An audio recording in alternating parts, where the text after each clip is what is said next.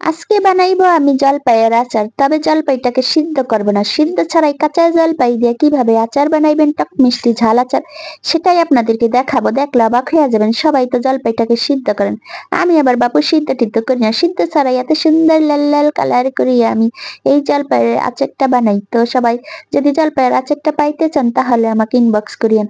তো আসেন দেখি মশলাটাকে রেডি করিয়া নেই। তো এখানে ৫-৬ কোয়া রসুন নিয়ে এখন একটা হাম্বল দিস্তা দিয়ে এইভাবে গুতায়া গাতায়া এটাকে একটু থেতো করিয়া লইছি।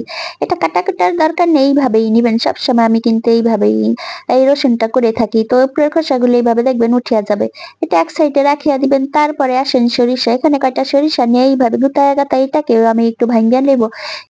আমি আবার বাপু পাটাপুতা নিয়ে বসতে পারি না, পাটাপুতা বাটিতে পারি না, আর অল্প জিনিস ব্লেন্ডারও হয় না, তাই গুতায়া গাতাই তো ভাঙ্গিয়া লইছি। তো যেইভাবে ভেঙে নিয়েছি এটাই যথেষ্ট আচারের জন্য।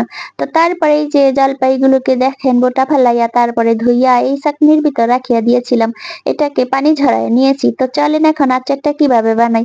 তো তারপরে চুলায় একটি ফ্রাই প্যান বসিয়া দিয়া তারপরে কয়েকটা শুকনা মরিচ দিবেন, তারপরে দিয়া দিবেন সর্ষের তেল।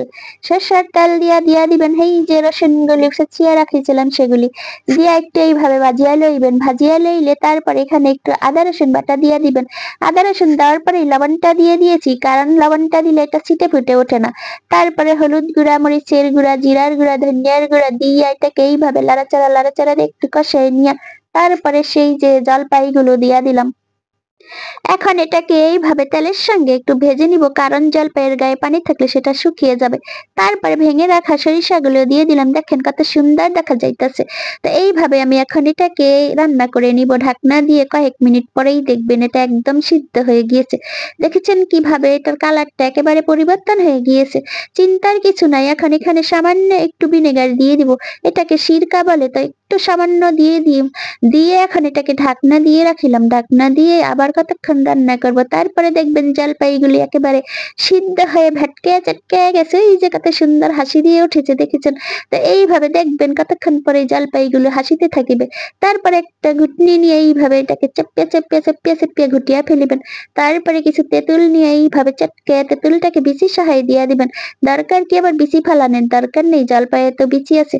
তারপরে দিয়ে দিলাম এখানে চিনি, আপনারা চাইলে খেজুরের গুড়, আখের গুড় যেটা মন চায় সেটাই দিতে পারেন, তবে গুড়ের আচার সবচেয়ে বেশি মজা হয়, আপনারা গুড়টা দেওয়ার চেষ্টা করবেন।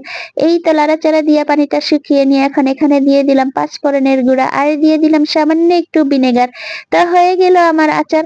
তো এই তো এখন এটাকে আরো কয়েক মিনিট এইভাবে ভাজা করব আর লাড়াচাড়া করব। তো এই তো আবার শেষে নামিয়ে নিয়ে আসলাম।